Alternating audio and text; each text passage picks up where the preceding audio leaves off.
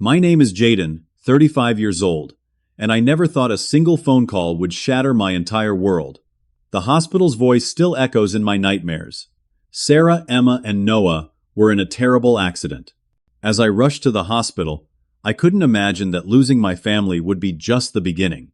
What broke me wasn't just their absence, but calling my parents with the devastating news, only to hear, "Today is your brother's birthday. We can't come." Before I continue this story, let me know where you're watching from in the comments. And hit that subscribe button if you've ever felt betrayed by the people who should have been there for you the most. Life before that fateful day was everything I had ever dreamed of. I worked as a software engineer at TechVision, a growing technology company in Boston, where I had climbed to senior developer within 6 years. My colleagues respected me, my projects succeeded, and I felt professionally fulfilled in ways my younger self could hardly imagine. But the true center of my world was home. Sarah and I met during our sophomore year at Massachusetts Institute of Technology. She was studying architectural design while I focused on computer science. We shared a table at the overcrowded library during finals week. She needed an outlet for her laptop, and I happened to have a power strip. What started as a practical arrangement turned into coffee breaks, study sessions, and eventually love. Sarah had this way of looking at the world through an artist's eye. While maintaining an engineer's precision, her laugh could fill a room. Her compassion was boundless. After graduation, we moved into a tiny apartment together, got married 2 years later in a small ceremony by the Charles River, and promised to build our dreams together. Emma came along 3 years into our marriage. From the moment I held my daughter with her tiny fingers gripping mine, I understood what unconditional love truly meant. She grew into a bright, curious 7-year-old who loved drawing elaborate pictures and creating stories about magical worlds. Noah followed 3 years after, a mischievous 4-year-old boy with his mother's smile and endless questions about how everything worked. We saved for years to buy our house in a quiet suburb of Boston. Nothing extravagant, a 4-bedroom colonial with a backyard where the kids could play. Sarah transformed it into a home filled with warmth and character. Every corner held evidence of our life together. Family photos on the walls, Emma's artwork on the refrigerator, Noah's toy cars scattered across the living room floor. We had barbecues with neighbors in summer and built snowmen in winter. It wasn't perfect, but it was ours, and it was everything. While my immediate family flourished, my relationship with my parents and younger brother Ryan had always been complicated. From childhood, the pattern was clear. Ryan received the lion's share of attention, praise, and resources. When I brought home straight, as my parents would nod approvingly, but save their enthusiasm for Ryan's B+. When I won the state science competition, they missed it for Ryan's Little League game. Growing up in Chicago, I learned to be self-sufficient early. I applied for college scholarships on my own, figured out financial aid forms without help, and moved across the country for school, without so much as a tearful goodbye. My parents seemed almost relieved that I required so little from them, freeing them to focus on Ryan, who struggled more academically and socially. When I introduced them to Sarah during our senior year of college, my mother's first question was about her family's background, and my father wondered aloud if we were rushing things. At our wedding, my father's toast spoke more about how surprising it was that I found someone than about celebrating our union. Ryan, to his credit, seemed genuinely happy for me, though he remained firmly in our parents' orbit, never contradicting them. Our geographical distance, Boston to Chicago, is about 1,000 miles, mirrored the emotional distance that had grown over the years. Phone calls became less frequent, visits were limited to major holidays, and even then, conversations revolved around Ryan's accomplishments and challenges. My parents met Emma only twice, and Noah just once before the accident. Despite everything, I still sent birthday cards, called on holidays, and made efforts to maintain some connection. Sarah encouraged this, believing that family relationships were worth preserving, especially for our children's sake. She would remind me that my parents might change as they aged, that relationships could heal over time. Her optimism was one of the countless things I loved about her. The morning of the accident began like any other Tuesday. I woke at 6, went for a quick run around the neighborhood, and returned to the sounds of Sarah making breakfast and the kids chattering at the kitchen table. Emma was telling an elaborate story about a dream she had, while Noah interrupted every few sentences to add impossible details. I showered, dressed for work, and joined my family downstairs. Sarah had made blueberry pancakes, my favorite. As I sat down, she mentioned her plans for the day, dropping the kids at school, stopping by her studio to check on a project, then heading to the mall to find a birthday gift for Ryan.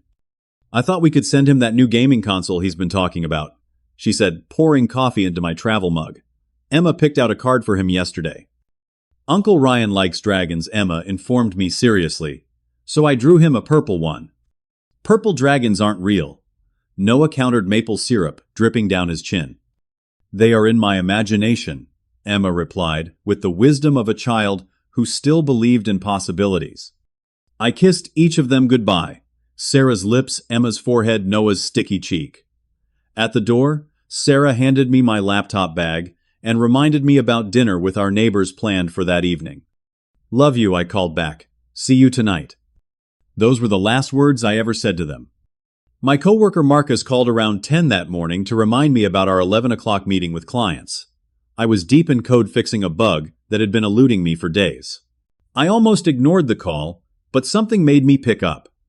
That small decision, to answer a phone call, sometimes haunts me. If I had stayed focused on work, would the universe have spared them somehow? Logically, I know this makes no sense, but grief rarely follows logic. I told Marcus I'd be ready for the meeting, then sent a quick text to Sarah Hope, shopping goes well. Bring home ice cream. She never read it. The call came at 2:17 in the afternoon. I remember checking the time on my computer screen when my phone rang with an unfamiliar number. Normally, I might have let it go to voicemail, but I was waiting for feedback from a client and answered without hesitation. Is this Jaden Matthews? A woman's voice asked. Yes, this is he. Mr. Matthews, this is Nurse Tanner from Boston Memorial Hospital. There's been an accident involving your family. We need you to come to the hospital immediately. The world stopped spinning. My mouth went dry, and my heart began hammering against my ribs. What happened? Are they okay? I managed to ask, my voice barely above a whisper. The doctors will explain everything when you arrive. Please come as soon as possible.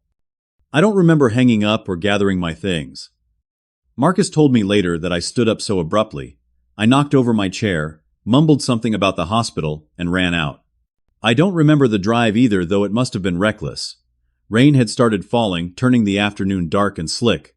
The windshield wipers beat a rhythm that matched my racing thoughts. Please be okay. Please be okay. Please be okay. The emergency room was chaotic. Stretchers pushed by hurried staff, the antiseptic smell mixing with desperation. I approached the front desk, gave my name, and was asked to wait. Those minutes stretched into eternity. I paced, I sat, I stood again.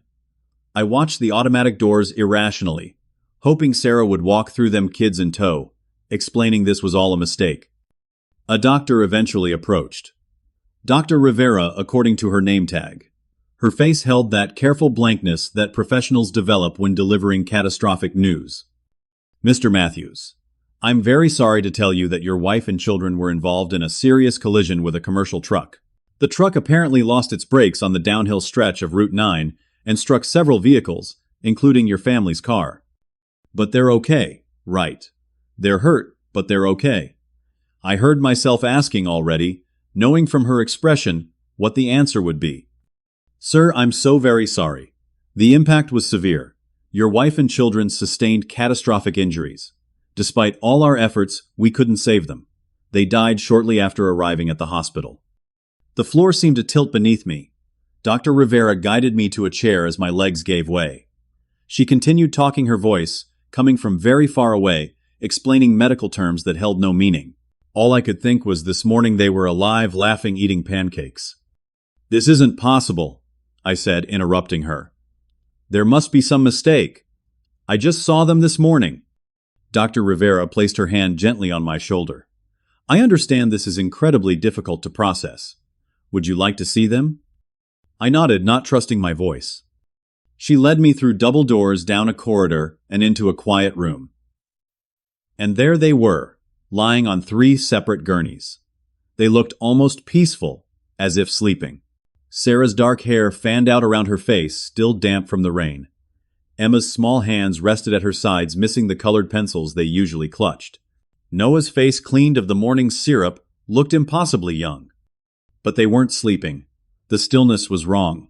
The warmth was gone. Where there had been 3 vibrant souls, just hours before there were now only empty vessels. I touched Sarah's hand, cold, unresponsive. I brushed Emma's hair from her forehead. I straightened Noah's little shirt collar. Mechanical movements, as if proper care now could somehow undo what had happened. I noticed small details that haunt me still. The slight bruise forming on Sarah's temple, the tiny scratch on Emma's cheek, Noah's favorite dinosaur socks peeking out from under the sheet. Their injuries had been cleaned and dressed, making them look almost untouched, which somehow made everything more surreal. A nurse came in, with their personal effects in clear plastic bags. Sarah's purse, with her wallet still inside her phone, with its cracked screen, her keys, with the little silver heart I had given her on our 10th anniversary. Emma's pink backpack with her school books and the lunchbox containing the sandwich and apple she never ate. Noah's blue dinosaur backpack with his favorite stuffed triceratops inside. And there, in a separate shopping bag, was a wrapped present and a homemade card with a purple dragon carefully drawn on the front. Ryan's birthday gift and card. They had been to the mall just as planned. The last thing my family did was shop for the brother who had always been more important to my parents than I was. The bitter irony of this wasn't lost on me, even through the fog of shock. I sat with them for an hour, maybe more, until someone gently suggested I should make some calls. Reality began setting in heavy and suffocating. Arrangements would need to be made. People would need to be notified. My hand trembled as I dialed my parents' number. It rang 4 times before my father answered with an impatient hello. I could hear laughter and music in the background, the sounds of a celebration in full swing. "Dad," I said, my voice breaking. "Something terrible has happened." I told him, somehow finding the words to explain that Sarah, Emma, and Noah had been killed in an accident. I explained about the truck losing its brakes, about the hospital, about seeing their bodies. The words felt foreign in my mouth, as if I were telling someone else's tragedy. There was silence on the other end for a long moment. Then my father cleared his throat and said, "That's terrible, Jaden. Really terrible. But today is your brother's birthday. We can't come out there right now." I thought I had misheard him. "Dad, my wife and children are dead." "I understand that," he said, his voice maddeningly calm. "And we're very sorry. But Ryan has been planning this party for months. Everyone is already here. We can't just leave." I heard my mother's voice in the background asking who was calling. My father covered the phone partially, but I could still hear him say, "It's Jaden. There's been some accident with Sarah and the kids." Then my mother came on the line. "Jaden, honey, what's happened?" Again I explained. Again I received condolences followed by an excuse. "Oh, sweetie, that's just awful," she said, sounding genuinely sad, but not devastated. Not like her son had just lost his entire family. "But you know, Ryan has been looking forward to this celebration all year. He'd be so disappointed if we left now." "My children are dead, Mom," I said, my voice rising. "Your grandchildren." I know," she said quickly. "And we'll come out there as soon as we can. Maybe next week after things settle down a bit." The disconnect between my shattered world and their ongoing party was so vast I couldn't bridge it. I hung up without saying goodbye. Alone in that hospital corridor, surrounded by the continuing routine of medical staff, I felt something inside me break completely. The family I had created was gone, and the family I was born into had just shown exactly how little I mattered to them. There was no safety net to catch me as I fell. The days that followed passed in a blur of administrative tasks that seemed absurdly mundane compared to the magnitude of my loss. The funeral home director, Mr. Pearson, guided me through decisions I never imagined making. Casket selections, burial plots, obituary wording, flower arrangements. Each choice felt impossible. How could I reduce the vibrant lives of my wife and children to these sterile options? 3 caskets, I remember saying to Mr. Pearson, the reality hitting me anew. "I need 3 caskets." He nodded sympathetically. "We have options appropriate for children. Would you like to see those separately?" Children's caskets. The phrase alone was obscene. No parent should ever have to choose a casket for their child, let alone one so small it could only fit a 4-year-old boy. Selecting their burial clothes was another torment. I went home to our house, now just a building filled with echoes, and stood in our closet staring at Sarah's clothes. Which dress would she want to wear for eternity? I chose her blue one, the one she wore to our anniversary dinner last year. She had twirled in it laughing at how the skirt flared out. For Emma, I picked her favorite purple dress with silver stars. For Noah, his dinosaur shirt and the little suit jacket he had worn exactly once for a cousin's wedding. Each bedroom I entered was a museum of interrupted lives. Emma's drawings taped to the wall. Noah's tower of blocks still standing in the corner. Sarah's book on the nightstand bookmark still in place. The breakfast dishes still in the sink. I couldn't bring myself to wash them. Writing their eulogies was perhaps the most difficult task. How do you summarize a life in a few paragraphs? How do you capture Sarah's laugh, the way she could diffuse any argument with humor and wisdom? How do you describe the feeling of Emma's small hand in mine as we walked to the park? How do you convey the joy in Noah's voice when he mastered riding his tricycle? Words seemed pathetically inadequate. I sat at our kitchen table all night, surrounded by photos, starting and stopping tearing up pages until Marcus and his wife Alicia came by to check on me. They found me still in the same clothes I'd worn to the hospital, staring at a blank page. "Let me help you," Alicia offered, gently sitting beside me. "Tell me about them." And somehow, talking to her, the words began to come. She wrote as I spoke, capturing memories and moments. Marcus made coffee, ordered food I didn't eat, and called my boss to arrange for bereavement leave. "Have your parents arrived yet?" Alicia asked. I told them about the phone call about Ryan's birthday being prioritized over the funeral of their daughter-in-law and grandchildren. Their shocked expressions mirrored my own disbelief. "They're not coming at all?" Marcus asked, incredulous. "Apparently not," I replied, the words bitter in my mouth. "Then we'll be your family tomorrow," Alicia said firmly. "You won't stand alone." The funeral was held on Friday morning at a church Sarah had occasionally attended. I arrived early and sat in the front pew, staring at the 3 caskets adorned with flowers. The largest one held Sarah, the medium one Emma, the smallest Noah. The physical representation of my loss displayed in descending order. People began arriving, more than I expected.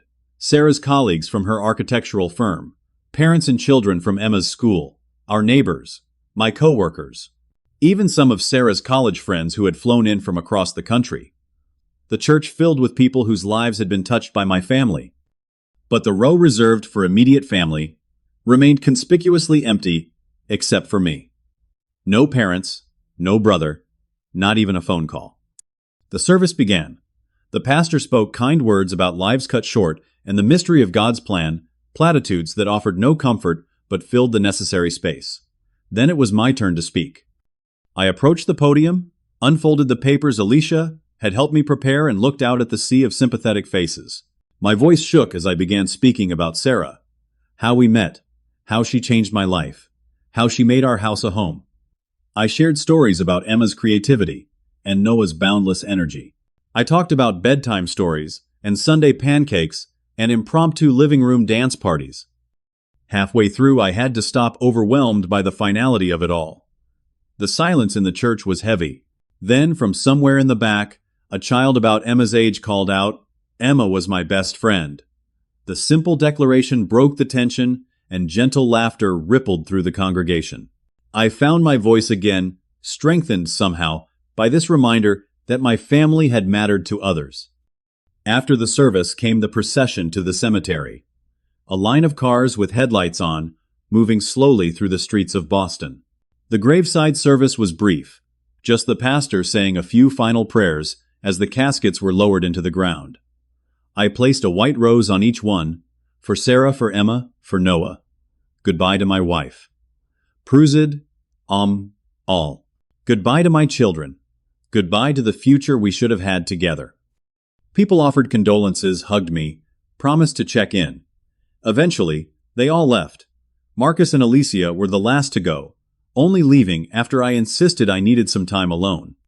And then I truly was alone, standing beside 3 fresh graves, the overturned earth a wound in the manicured cemetery lawn. I stood there until the sun began to set, unable to leave them, unable to comprehend that this was now my reality. Returning to our empty house was its own unique agony. The silence was deafening. No cartoons playing on the TV. No Sarah humming in the kitchen. No patter of small feet running down the hallway. Just echoes and memories.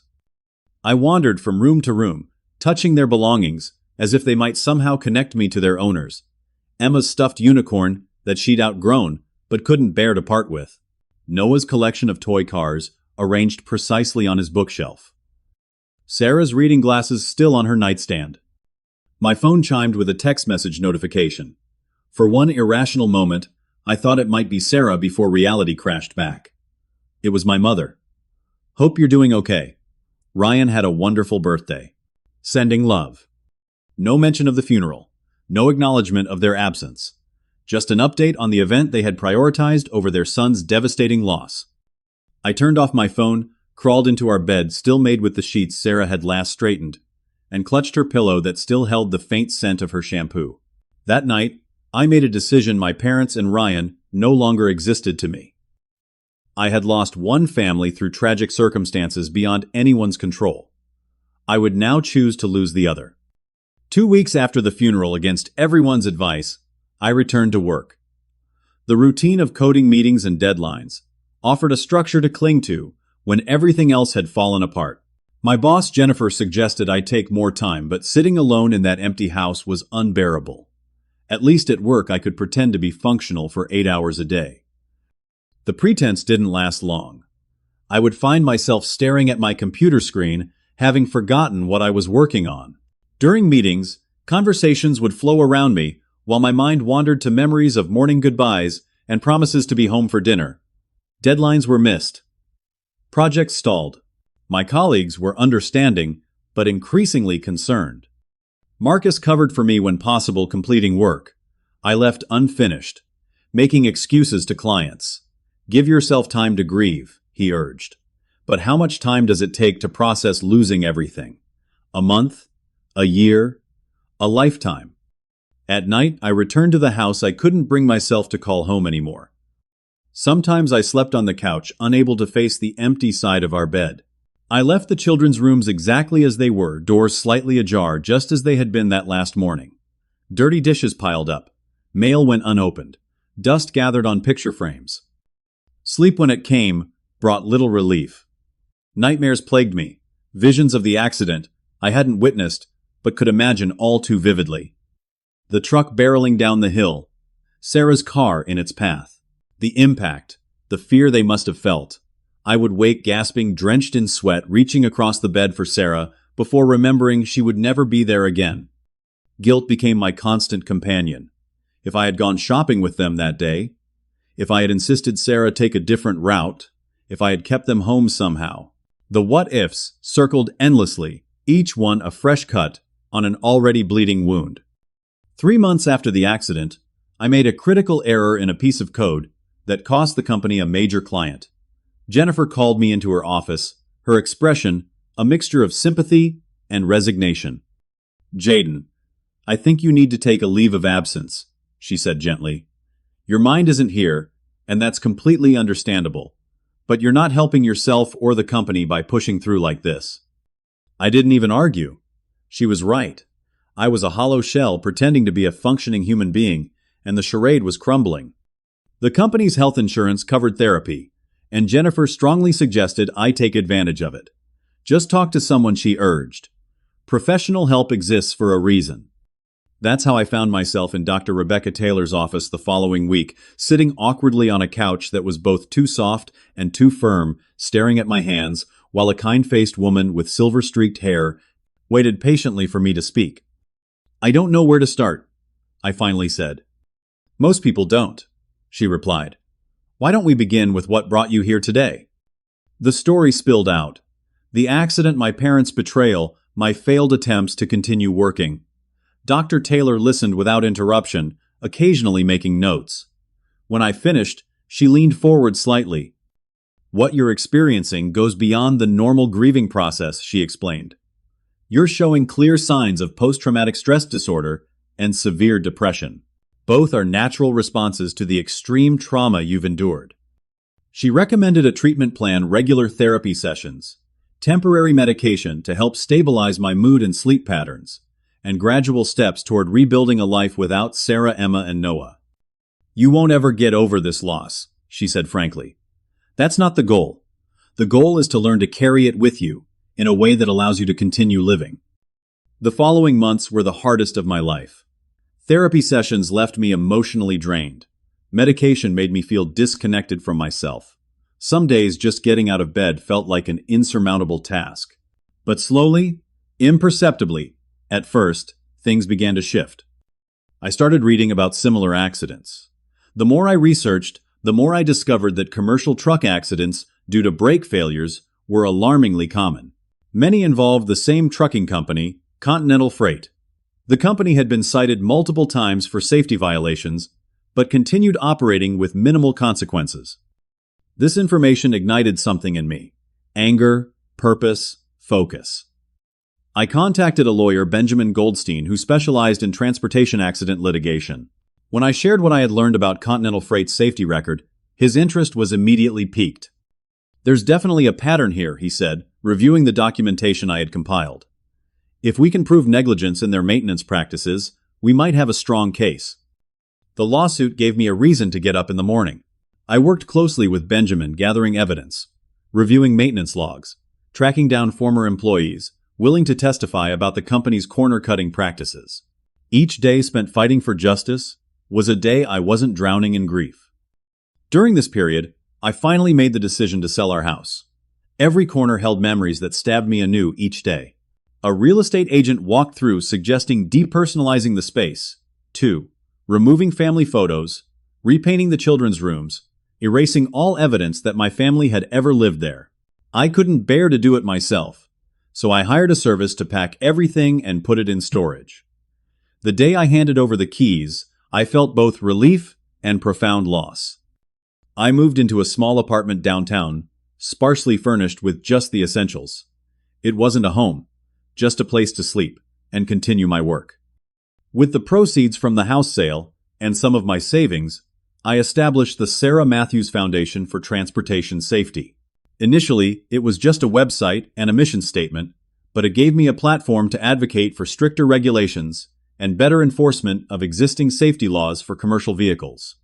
Families of other victims began reaching out, sharing their stories, asking for guidance on their own legal battles. I connected them with Benjamin and other resources. A community formed around shared loss and determination that these preventable tragedies shouldn't happen to others. 6 months after the accident, the foundation was gaining recognition. Local news outlets covered our advocacy work. Transportation safety experts joined our advisory board.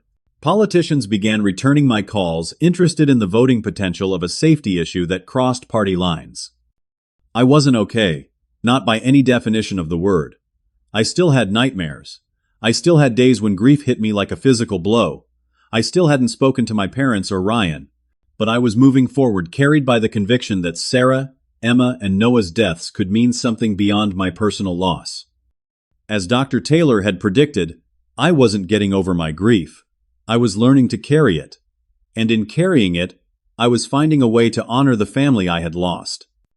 The lawsuit against Continental Freight moved slowly through the legal system, with the company's lawyers employing every delay tactic available.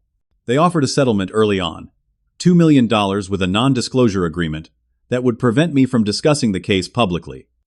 Take it, urged the company's lawyer, a slick man in an expensive suit. It's generous compensation, and it will save you years of painful litigation. Benjamin advised against it. They're scared, he explained after the meeting. If they're offering this much this early, they know they're vulnerable. We can win this, Jaden. Not just money, but real accountability. I declined the settlement. This wasn't about money. It was about preventing other families from experiencing what I had. The case proceeded to discovery, where Benjamin's team gained access to Continental's internal records. What they found exceeded our expectations. The company had systematically falsified maintenance logs, pressured mechanics to certify vehicles as road-ready when they weren't, and punished drivers who raised safety concerns. The truck that killed my family had been flagged for brake issues 3 times in the month before the accident, but had never been properly repaired. Former employees began coming forward emboldened by the evidence already gathered. A mechanic named Luis Rodriguez provided particularly damning testimony about being ordered to sign off on repairs that were never completed. They told us the schedule was more important than the safety checklist he testified during his deposition. When I objected, my supervisor said I could either play ball or find another job. Continental's defense began to crumble. Their lawyers approached us with increasingly larger settlement offers, each one rejected. We wanted our day in court. We wanted the evidence made public. The trial lasted 3 weeks. I sat in the courtroom every day, listening as lawyers argued over technical details and corporate policies. The company's CEO, Ronald Harmon, took the stand denying any knowledge of safety violations despite emails proving he had been directly informed. When the jury returned their verdict, it exceeded even Benjamin's optimistic projections, $75 million in compensatory and punitive damages. More importantly, the judge ordered Continental to implement comprehensive safety reforms under court supervision for the next 5 years. The verdict made national headlines. Trucking giant held accountable for fatal crash. Grieving husband wins. Historic case against Continental Freight. Jury sends message to transportation industry safety first. The money changed everything, not because I wanted wealth, but because it provided resources to expand the foundation's work. We hired a full-time staff, developed educational programs for drivers and companies, and funded research into improved safety technologies. I used part of the funds to develop a mobile application that allowed drivers to anonymously report safety concerns and track a vehicle's maintenance history. Initially created for commercial use, we later adapted it for consumers purchasing used vehicles. The app SafeRoute unexpectedly became a commercial success. What started as a nonprofit tool evolved into a tech startup with venture capital interest. Suddenly, I found myself running 2 organizations, the foundation and a growing tech company. The transition from grieving widower to successful entrepreneur was disorienting. I hadn't sought this path, but the work absorbed me, gave me purpose. For the first time since the accident, I was building something rather than just surviving each day. Media interest in my story grew. Local coverage expanded to national features. Business journals profiled the unusual origin story of SafeRoute. Technology publications praised our innovative approach to transportation safety. Then came the call from Fortune magazine. "We're doing a feature on entrepreneurs. Driven by personal mission," explained the journalist Cynthia Porter. "Your story is compelling, transforming tragedy into meaningful change. Would you be willing to sit for an interview and photo shoot?" I hesitated. Discussing Sarah, Emma, and Noah still felt like exposing an open wound. But Dr. Taylor had encouraged me to speak about them when opportunities arose. "Sharing their story keeps their memory alive," she had said. "It gives meaning to their loss." I agreed to the interview, which took place in the foundation's offices. Cynthia asked thoughtful questions about the accident, the lawsuit, and how I had channeled grief into action. The conversation flowed easily until she asked about my family's support through the ordeal. Actually, my parents and brother weren't there for me. I said the words still painful to acknowledge. When I called to tell them about the accident, they refused to come to the funeral because it conflicted with my brother's birthday celebration. Cynthia's pen paused over her notepad. "They missed the funeral of your wife and children for a birthday party." "Yes. They said my brother had been planning it for months and would be disappointed." She shook her head slightly. "How did that affect your grieving process?"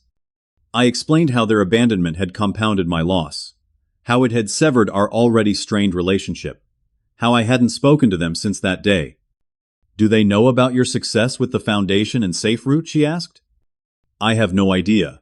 We haven't had any contact. For all I know, they might not even be aware." The article was published 2 months later, with the headline, "From Tragedy to Triumph: How Jaden Matthews Built a Tech Empire from Personal Loss." The subtitle read, "Abandoned by his family after losing his wife and children, Matthews channeled grief into a $75 million mission."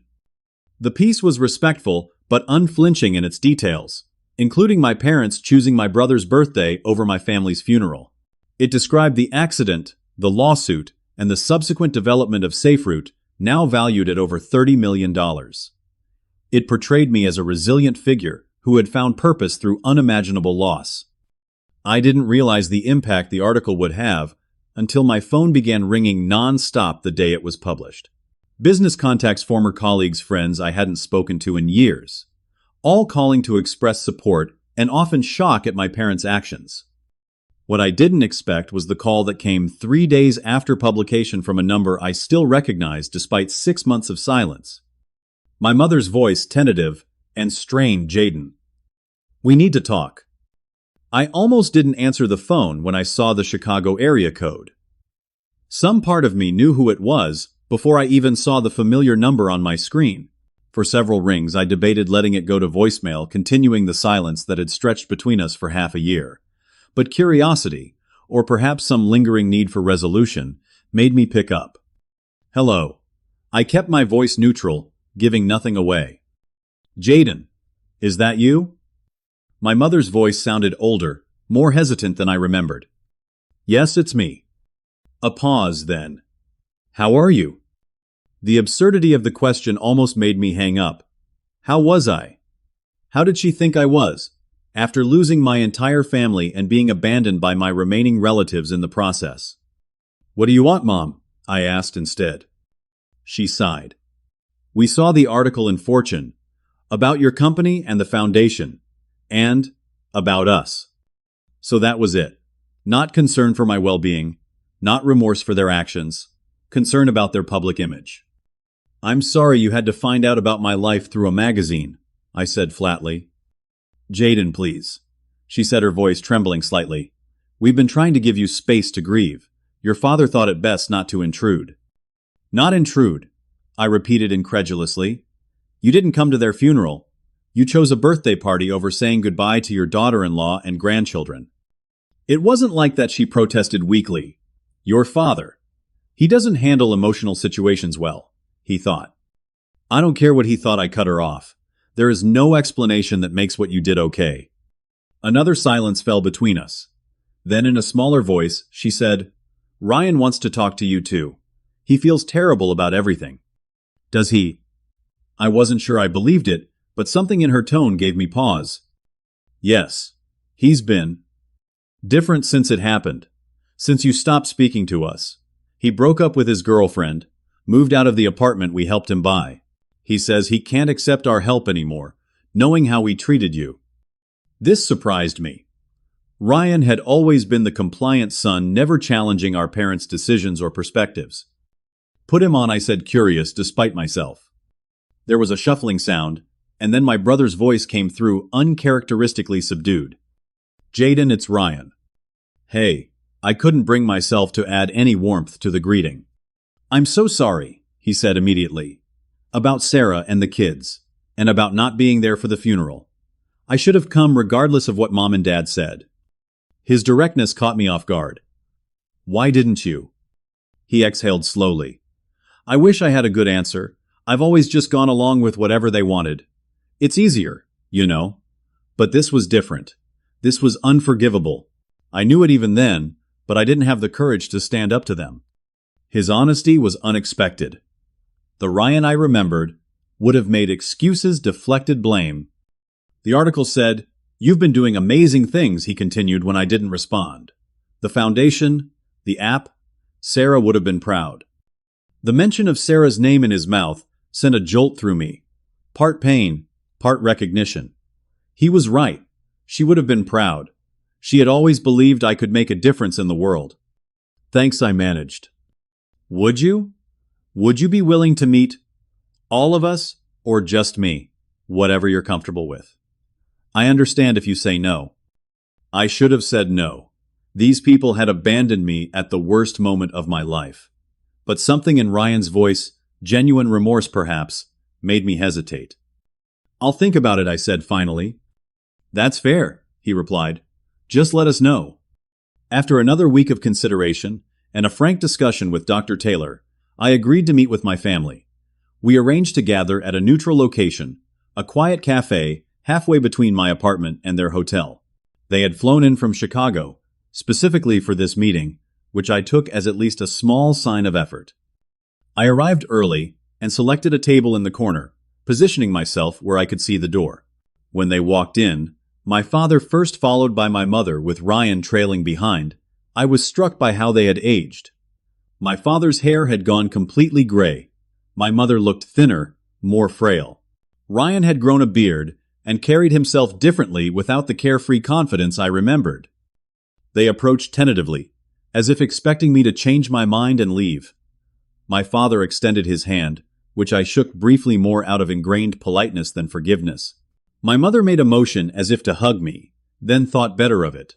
Ryan simply nodded, respecting the distance I had established. The initial conversation was stilted, filled with careful small talk about the weather and their flight. Finally, my father cleared his throat. "We read the article," he said, his voice gruffer than I remembered. "You've done well for yourself." "That's what you took from the article?" I asked. "That I've done well?" He shifted uncomfortably. "No, of course not. The circumstances are tragic. But you've shown remarkable resilience." Dad, Ryan interjected, "That's not why we're here." My father's jaw tightened, but he nodded. "You're right. Jaden, what happened? Our decision not to attend the funeral. It was wrong. I was wrong." Coming from my father, who had never admitted error in my memory, this was significant, but it didn't feel like enough. Why, I asked simply. "I need to understand why my brother's birthday party was more important than supporting your son who had just lost everything." My mother reached for my hand across the table. I let her take it, though I didn't return the pressure of her fingers. "We've asked ourselves that same question every day since," she said quietly. "At the time, it seemed like we couldn't disappoint Ryan. We had invited all these people, made all these arrangements. But looking back," my father continued, "I think it was simpler than that. I couldn't face it, the grief, the loss. You've always been so independent, so self-sufficient. Ryan has always needed us more. It was easier to focus on him, on something celebratory, than to confront such tragedy. So you abandoned me because I was too capable." The irony was bitter. "We abandoned you because we were cowards," my father admitted, surprising me again. "Because facing your pain meant facing our own failures as parents. We've never given you the support you deserved even before this." Ryan leaned forward. "They're not making excuses, Jaden. There is no excuse. What they did, what we did, was wrong. Full stop." My mother wiped at her eyes. "When we saw that article read, how you described what happened, it forced us to confront the truth of our actions. The people who read that must think we're monsters." "I didn't agree to the interview to punish you," I said honestly. "I barely think about you at all anymore." The words clearly hurt them, but I couldn't soften the truth to spare their feelings. Not anymore. "That's fair," my father said, swallowing hard. "We haven't earned a place in your thoughts." "What do you want from me now?" I asked directly. "Forgiveness, reconciliation. What?" They exchanged glances, seemingly unprepared for my directness. "We want whatever you're willing to give," my mother finally said. "Even if that's nothing at all. We just wanted you to hear face to face that we recognize the magnitude of our failure, and that we're sorry." Ryan added, "For my part, I'd like a chance to be the brother I should have been. I know I can't replace what you've lost, but if you're open to it, I'd like to try to be part of your life again. On your terms." I studied them, these three people who shared my blood but had felt like strangers for so long. There was genuine regret in their expressions, but I wasn't sure it was enough to rebuild what had been broken. "I need time to think about this," I said finally. "I can't make any promises." "We understand," my father said, nodding. "Take all the time you need." As we prepared to leave, Ryan handed me a business card with his personal contact information. "No pressure," he said. "But if you ever want to talk or just grab a coffee next time I'm in Boston, I'm here." We parted without the false comfort of hugs or promises to stay in touch. The meeting hadn't provided the catharsis I might have hoped for, but it had revealed something unexpected. My family was capable of change. Whether that change was enough, or came too late, remained to be seen. In the weeks following my meeting with my family, I found myself reflecting on what forgiveness truly means. Dr. Taylor and I spent several sessions unpacking the encounter. My feelings about their apologies, their explanations, and what I wanted moving forward.